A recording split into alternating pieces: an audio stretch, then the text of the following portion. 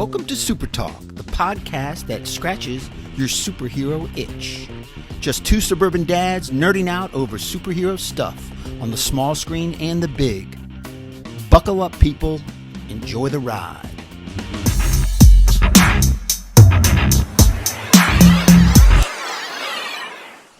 Like a gentleman, are you ready? Yep. In 3. Welcome to Super Talk, the weekly podcast dedicated to news and reviews of comic book media on the big and small screen. This is episode 108. I'm your host, Brian, Professor of Hedison. With me, as always, my illustrious co-host, Titanium Tony Estrella. Titanium. Beat up, sore. Oh, man. Can't breathe. Oh, I got back pain. You got pain. I mean, it's getting old. Sucks, man. It sucks. Man. I was about to say something really bad, but it sucks. Getting old is no joke. Did a little mulching this weekend and can barely bend over. My legs are sore. And just mulching, yard work. I did nothing and just tweaked something in my back, and I'm just like dying of pain right now. I've had that exact pull in that exact place. I know the pain you're going through, and it's not fun. No, it's not. I literally cannot wait to get back home, sit on the couch, pop a muscle relaxer, put the heating pad on my back, and just like not do anything for a couple hours. So I call that Wednesday night. Damn, this is Monday. Have a couple of drinks, pop a muscle relaxer. Right. I'm just kidding. Right. Anyway, let's get rolling. We got a big episode. Oh, man. Lots of stuff going on in the industry. We got to talk about. Yeah, just to give everybody a heads up so they stay tuned, we're going to review a little bit of Titans trailer. We're going to talk about the big firing of a Marvel exec, and then we're going to talk about the alleged crimes by our Kang the Conqueror. Oh, man. So, yeah huge. We'll get into it. And we want to do that because I believe we're going to take a 1-week break here. Titanium's going to be away on spring break next weekend. So let's cover all this, and then we'll grab the rewind button and hit everything we missed in a couple of weeks after this. So before we get started, we'll thank our patrons. Those of you listeners that bring the show to you, patreon.com/supertalk. Look, independent content creators like ourselves, we do this because we love it. But anytime the audience is like, look, this brings me some happiness, and you want to help support us, go join the Patreon, patreon.com/supertalk. You can donate directly to us and help support the show. So really appreciate it. Thank you. So review section, as Titanium mentioned, we finally got a trailer for the second half of the Titans season on HBO Max, season 4. We got the first half kind of in the latter part of the fall, early winter. Then they went on a hiatus for a long time. Right. Like I think the last episode aired sometime like in end of October, early November. It was a while ago. And so we went like on a 6-month hiatus, and we're like, is this show ever coming back? We finally got a trailer. They're calling it the Titans final episodes because this is going to be, we've already been told this is going to be the last season of this series on HBO Max, as James Gunn and Peter Safran kind of map the new DCU. Titans is not going to be part of that. As an independent show. Yeah, I think they canceled Doom Patrol and the Titans. Right.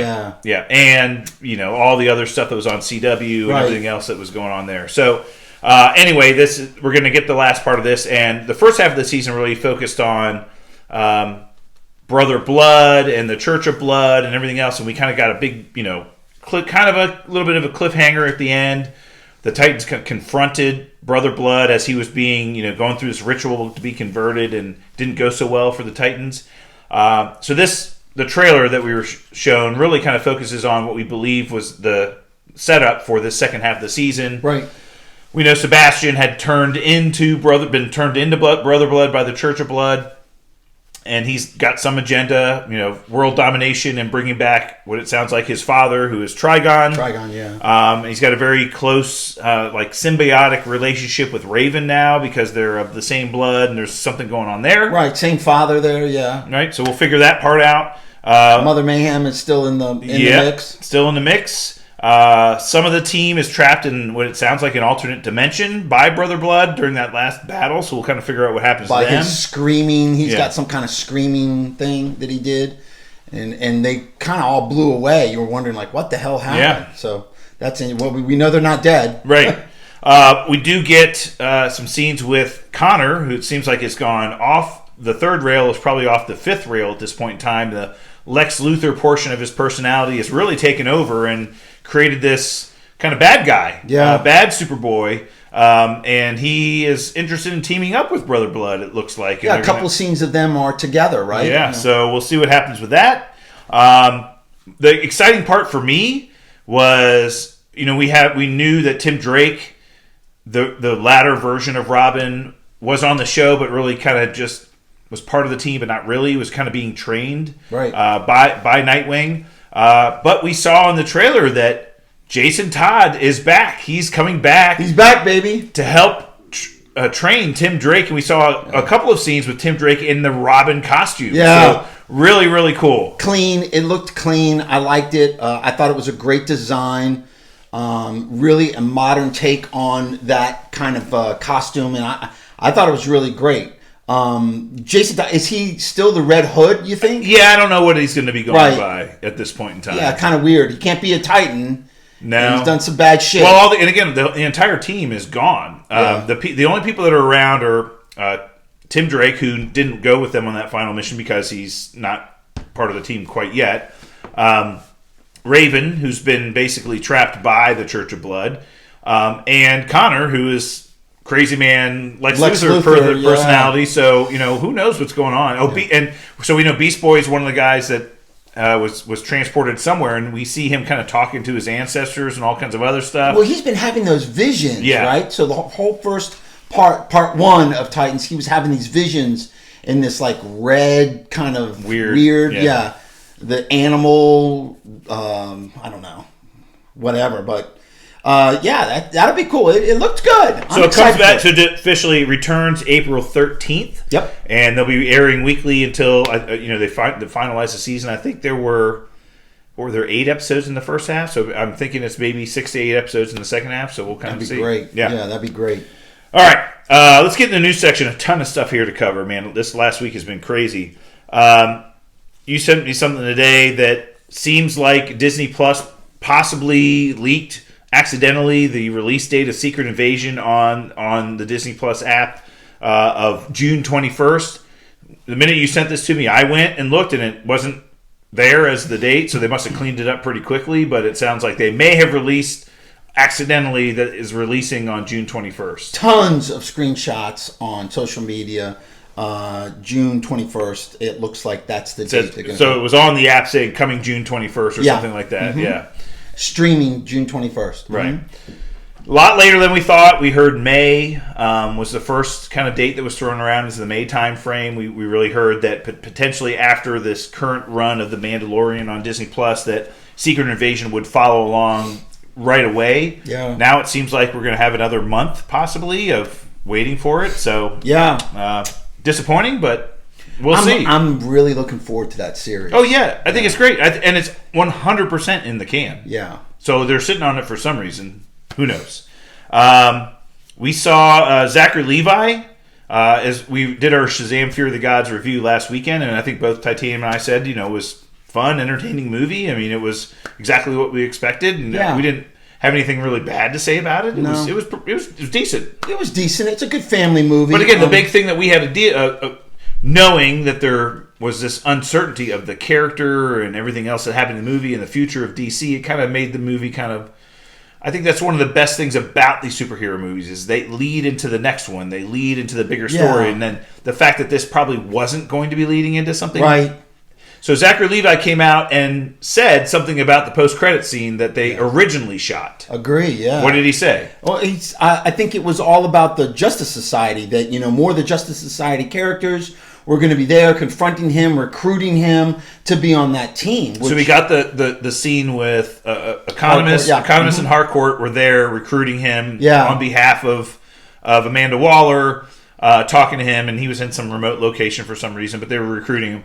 Zachary Levi came out and said, originally, Hawkman and Atom Smasher were also supposed to be in that scene. Cyclone, all three of them were supposed to come with them to recruit them, which would have been interesting. That would have been a cool end scene.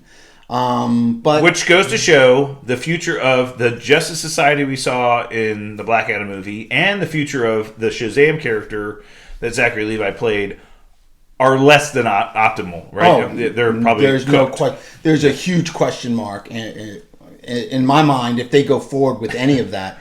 I love the tweet you sent me when you sent me the video of him talking. The person who tweeted it out or whatever, like the caption was, "The most fired person in the world." You know, or like he was just, you know, obviously this person's fired. You know, and they're coming out and saying all this stuff. So yeah, he's going in deep. I mean, he's going all the way. He's arguing and trying to stick up for his fellow characters and his fellow actors. Of course. The movie's still in the theaters, and he's still trying to, you know, I'm sure he, I don't know, most of these actors, especially lead actors nowadays, have some percentage cut of, you know, box office, you know, things like that. I hear it just or will more than likely break $100 million, and it cost $100 million to make. It's not going to be very well. I mean, you know, if you haven't seen it now, wait for it streaming. Is my opinion. Wait until the merchandise comes out. You know, and then you got to count that into the totals, right? Right. Just ask The Rock. Oh man, boy, and all of that controversy about The Rock. You know, all these stories came out about how he nixed Zachary Levi as Shazam in an end credit scene in his movie, and he refused to do an end credit scene for the Shazam movie. So that was all weird. I think he was trying to make a power play to run the studio, to be a bigger part of the DC universe than what he was. So he kind of kiboshed a lot of that. Very interesting. But hey, the fact of the matter is, Professor, and you nailed it once again, is that there's no future for these characters in the near future, at least. So they're going to move on. Yeah. Yeah, and they're just trying to save face at this point. Yeah, and I think Shazam as a character should have a future in the DC universe. Agreed. But this version of Shazam, I think, you know, it's had its run. It did whatever. And, yeah, you know, the Shazam family was... shame he never got to be part of the Justice League and all that other stuff. There's, you know, it's a shame. But well, could have been here's fun. my biggest regret is that I would have loved to have seen Rock and Zachary Levi go at it. You know, I would have loved to have seen that. More so than Superman. But The Rock would have been, like, a good guy. So why would they be fighting? They would have found a way to, like, get together and bro hug it out. We all know my feelings about how they screwed that up. Yeah, that wasn't going to happen. Anyway, you know, it's interesting. James Gunn has only said something about the Flash movie. Have you heard him say one word about the Aquaman movie? No, and honestly, I think the only thing he's going to do going forward, you know, he has talked about how good the Flash movie was. Yeah. I think he kept his mouth shut about Shazam. I think he's going to promote Blue Beetle out the wazoo because I think he has a vested interest in this character and this character doing well and potentially this character being a part of the future. And so he wants that to do very well. And there's no tie to the old DC. We're getting a trailer soon. Right. And I think he'll also keep his mouth shut in regards to Aquaman. Yeah. I think you're right. Because we have a feeling that there's no future for that character or that version of Aquaman in the DCU going forward. I think that statement right there will hold time. Yeah. Will absolutely do very, very well on the shelf. We're going to put that away on the shelf, and that will do very well. So let's talk about another rumor that just came out. Broad speculation across multiple different insiders that we as Titanium and I reported a few weeks ago, or even months ago, Armor Wars was originally touted as a Disney Plus series, starring, you know, Don Cheadle as Rhodey, and kind of going off based on the Armor Wars comic book run. They moved that from a Disney Plus series to a full feature-length film, and our first speculation was, well, that means, you know, Tony Stark's coming back. You know, Robert Downey Jr. is coming back in some form or fashion. Yeah. AI, whatever it might be. I speculate it will be an AI, yeah. Right. Well, now, the rumor out there now is that James Spader will be returning as Ultron in Armor Wars, and Ultron will be the big bad, the ultimate villain of that movie, potentially working with Justin Hammer or somebody else, and that's what Rhodey's fighting against. And the reason for this broad speculation is because typically when Marvel does a Disney Plus series, they want to limit the budget of that Disney Plus series between 100 and 200 million, depending on how many episodes they're doing. When you have a feature-length film, you can go way above that. And typically the reason why those budgets climb or get more expensive is because of special effects. Yeah. If you remember Iron Man 3, when they had all of his suits of armor that had to be out there at the same time, that's a lot of VFX. Yeah. And so they're thinking, well, we're making this a feature-length film because we want to pour money and more money into it, not only for actors who we have to pay, but also for special effects. So, and Ultron was all CGI for the most part. So, Could be a big explanation. If that is true, and if this comes to fruition, I'm very excited for this project. Yeah. I mean, first of all, you can't go wrong with the Iron Man suits or the suits, period. They're just cool as shit. And then Ultron, I mean, cool as shit. A killer robot. I mean, I'm excited. I'd love for Ironheart to be in that. I'd love. We'll see. Yeah, Justin Hammer, one of my favorite characters in the MCU. Just wild, bizarre, brilliant, and just crazy off his ass. Yeah. I like Justin Hammer a lot, so that's cool. Yep. We also got more speculation. We talked about earlier the potential release date of Secret Invasion.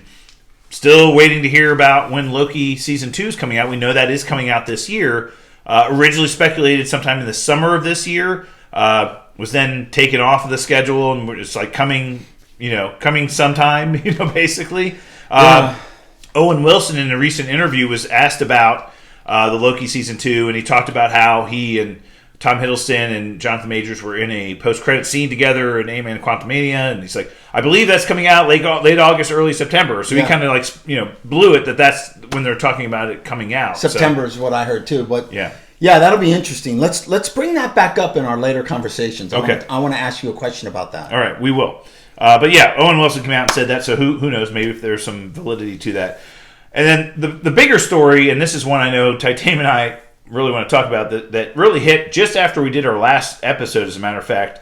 Victoria Alonso, who was a senior executive at Marvel, an executive producer on many of the movies that they've done over the last 20 years, 10 years, 12 years, or whatever. She was on the original Iron Man. Original Iron Man. So she's been there since day one of Marvel Studios. Correct. She was currently, previously, the head of VFX and Animation. So when they did this big reorg in the company, she had taken over visual effects and animation division in Marvel Studios.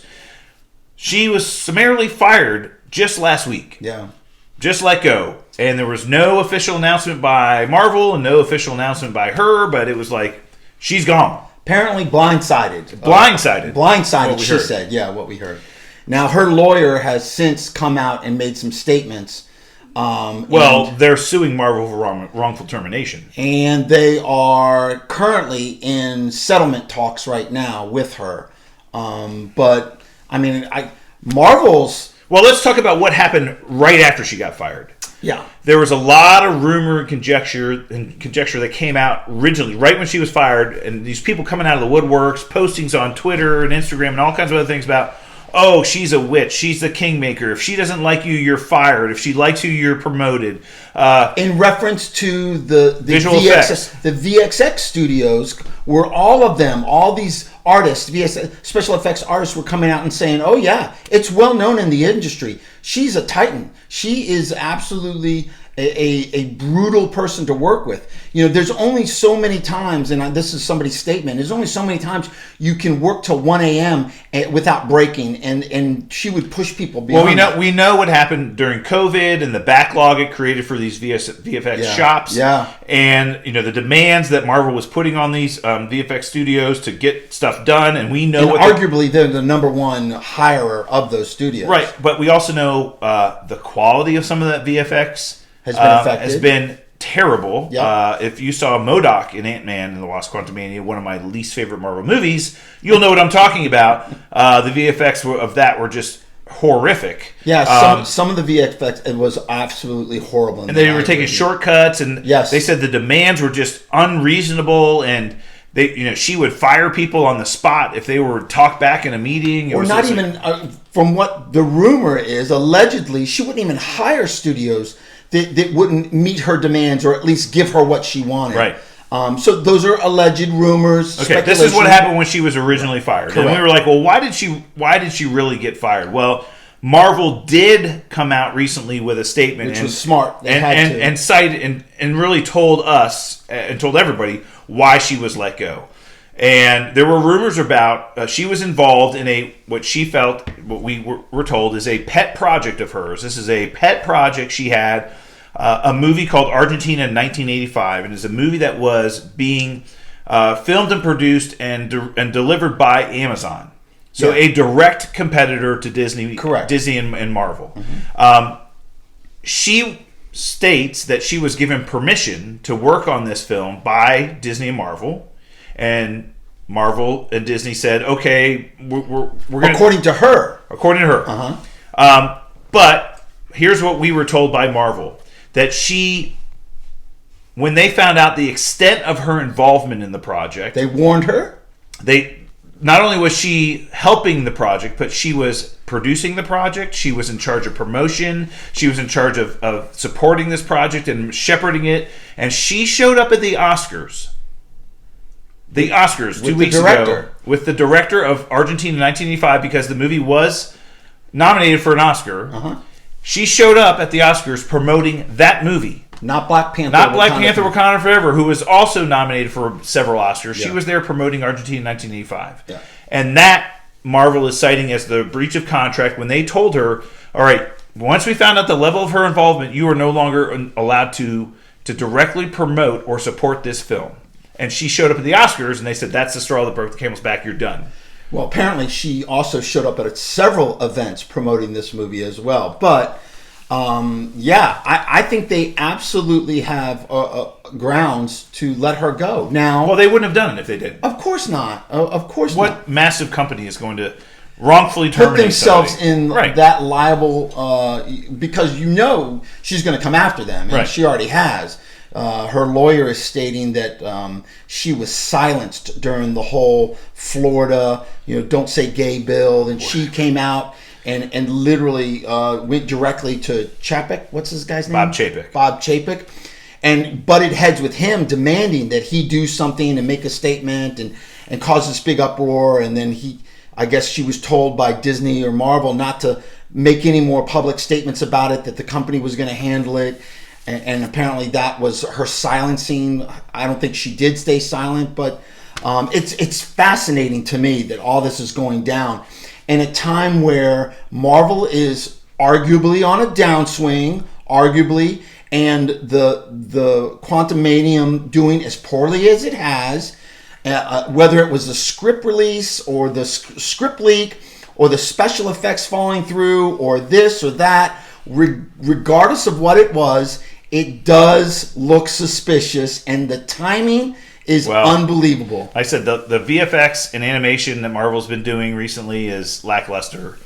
And therefore, the things that she was in charge of and directly responsible for, were not doing well. And were reasons why some of the last projects that have been released by Marvel aren't that good.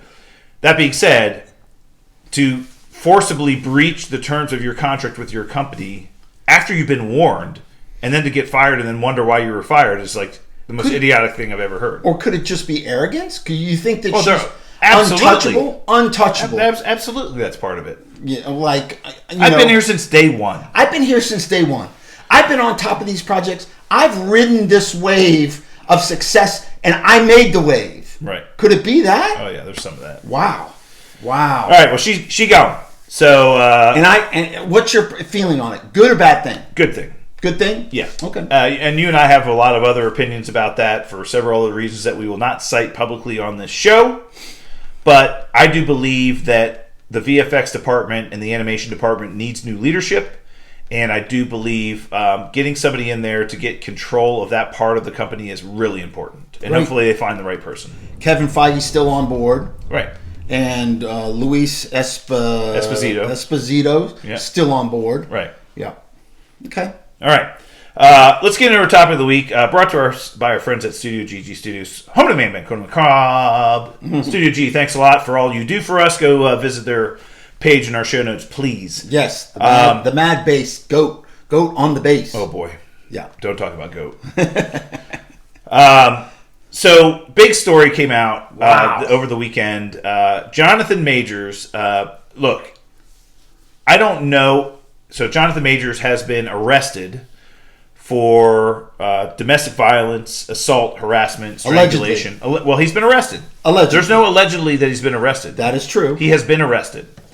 So he was charged with these crimes.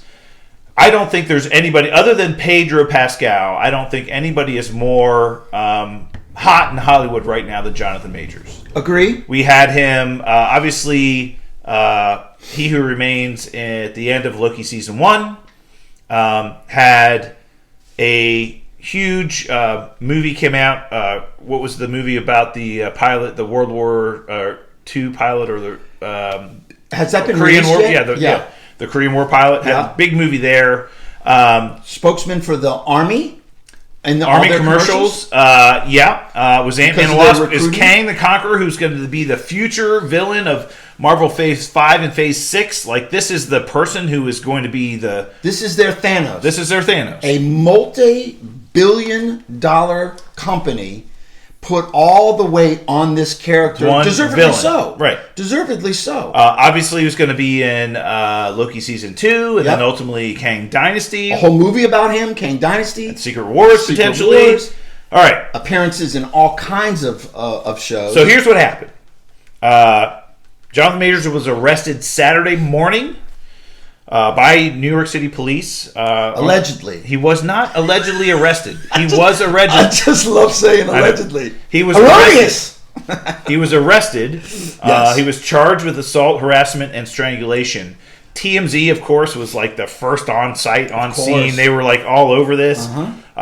They cited all their sources. All the sources at TMZ say this stemmed from an argument that occurred in a New York City cab the evening before between Jonathan Majors and his girlfriend.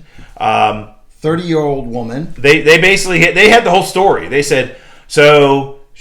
He was texting somebody on his phone. His girlfriend accused him of texting another girl. She grabbed for his phone, and then he slapped her. And then they were yelling, and then he strangled. And that's what happened. Yeah.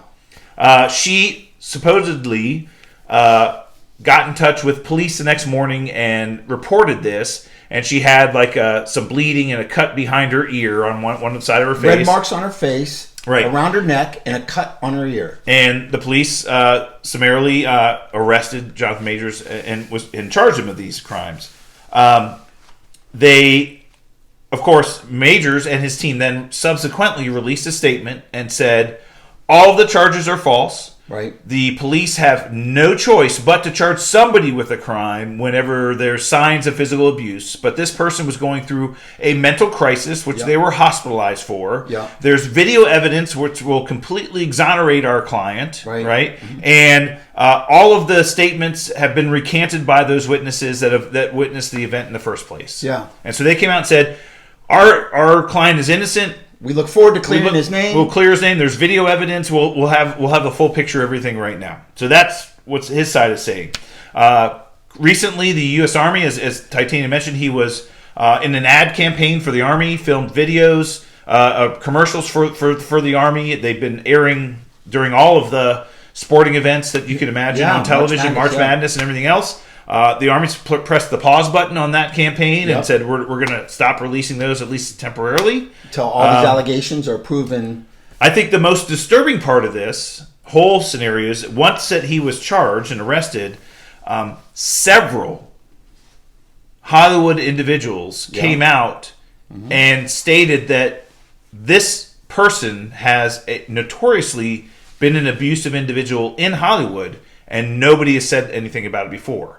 There was a director that had worked with him on a project previously and said there's somebody in Hollywood that everybody's talking about right now is the next big thing. Just letting you know this person is not a good person. And I'm saying it here. Yeah. And then the story comes out and somebody says, oh, is this the person you were talking about? And that director said, ding, ding, ding. Let me make something very clear here. The professor and I are on the same page here. Innocent until proven guilty. We're just reporting what we read. We're telling you what we heard. What we heard. That is it. What our beliefs are innocent until proven guilty, but what we're hearing isn't good. Right. And then there was another individual on the New York Stage and Screen side that had worked with Jonathan Majors previously and said this person is an abusive, bad person. And, there's a lot of people that just weren't willing to say it. And we see that. Well, the victims didn't want to come forward because they did not. And there's a lot of people that didn't want to say anything because they didn't want to make those victims come forward and say something. Correct, yes. So that's the most disturbing part of this is that there's other people in the industry that are now coming out and saying, see, this is the type of person he is. Nobody wanted to say anything before, but I just want to let you know this is who this person is. That's disturbing to me. Yeah. All the stuff that, you're right. the court of public opinion is horrible. Right. And there's two sides to every story. We saw what happened to Johnny Depp. I mean, Right. Amber Heard threw him under the bus. Yeah. And then we get a court case, and he's on like, his bed. "Oh, she pooped on his bed." Yeah, I mean, we see how much of a crazy wacko she was, right? Yeah. And so, there's a lot. There's two sides to every story. Or the creator of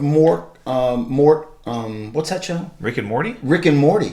One of the creators of Rick and Morty was arrested for domestic abuse and later found out to be completely innocent and dropped all charges against him. But they let him go.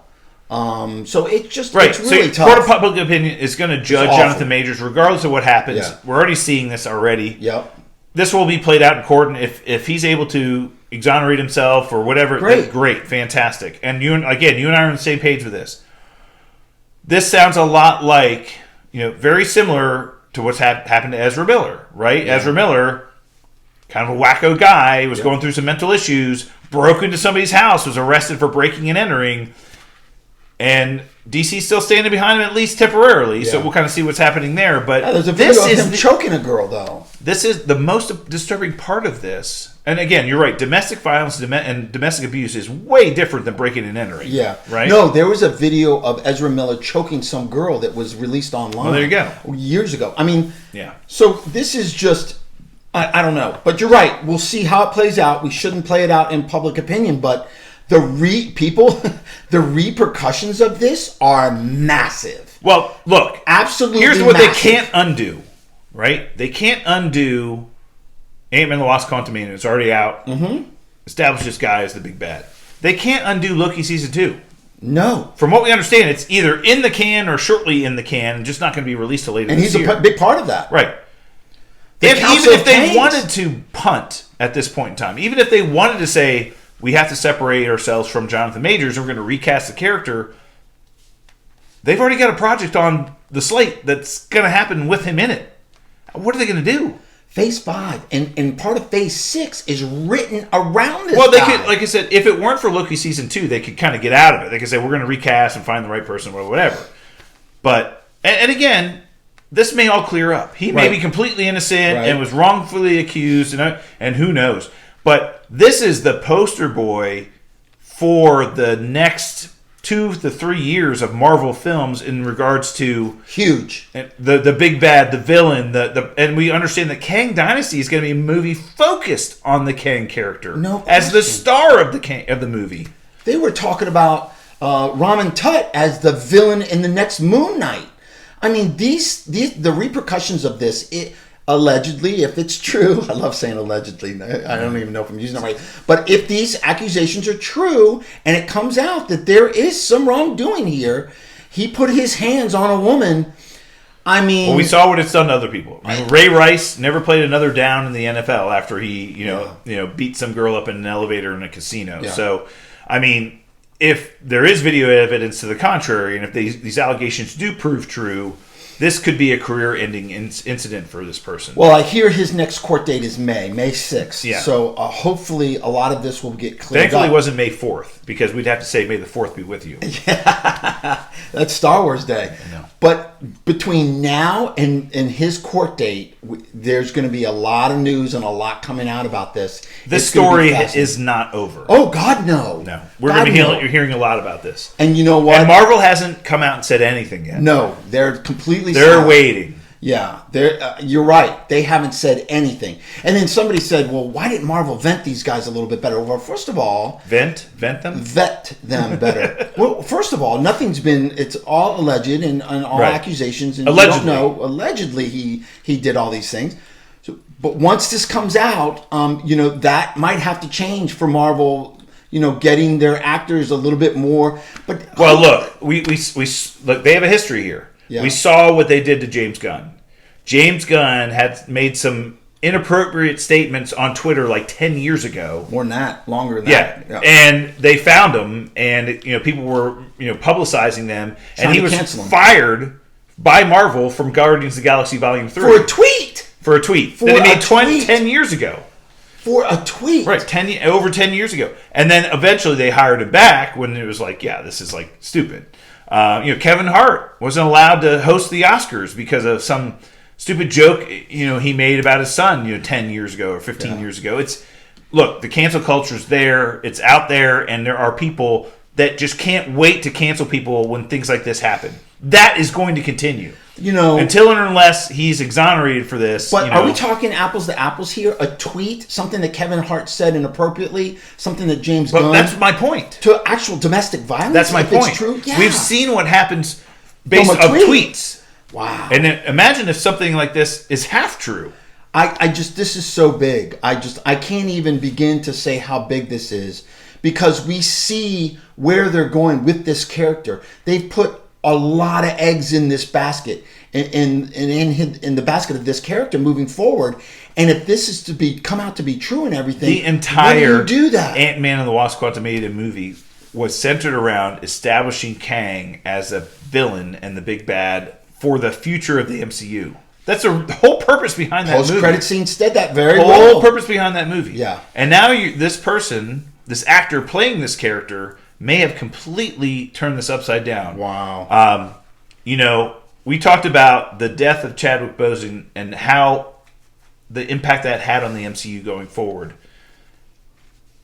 The allegations are enough to make us wonder. Yes. Imagine if he gets really charged by the district attorney and he has a court date, and all this other stuff. Imagine what this does to the MCU going forward. Yeah. The person does Disney Plus release Loki season 2 if he's in court? Funny, that was the question that I want to ask you when we were talking about Victoria the release Alonso. date of that. Yeah, when we were talking, before that in our news.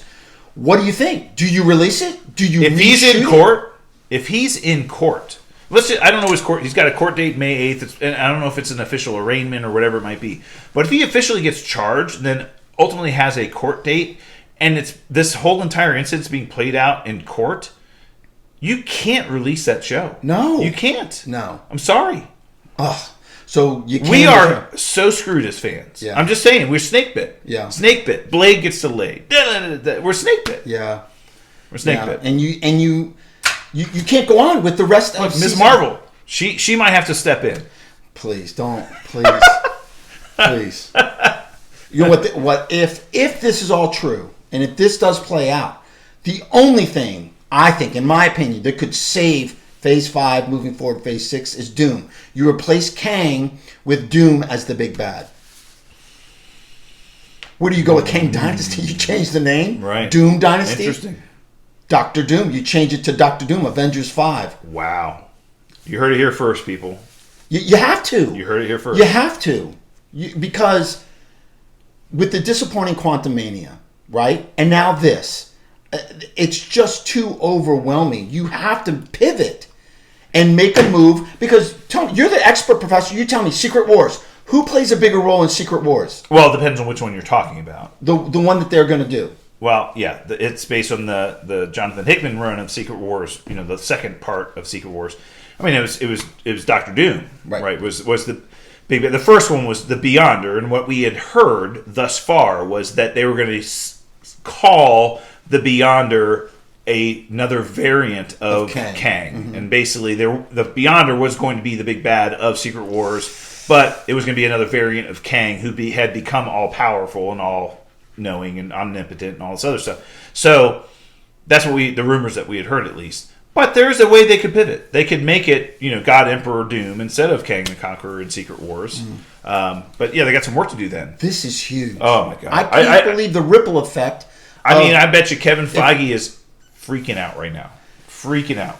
Guys, we're going to stick with this. We'll be back with more of this, and we will let you know. But what will really be fascinating between now and our next show is what official statement does Marvel put out there, if they put out anything at all. Or will they wait till May 6th, till his arraignment? Will they wait until it plays out in court? Right. Yeah, we'll see. Fascinating. Yeah, it is. Professor, great show. Let's ring the bell. All right, well, that's it for us this week. We'll be back next week with more Super Talk. To get in touch with us on social media, hit us up via email, supertalkpodcast@outlook.com, or @supertalkpod on Twitter. Until then, stay super, everyone. Black Viper. Everyone likes this game. Haters gonna hate. And I know you can't wait. Just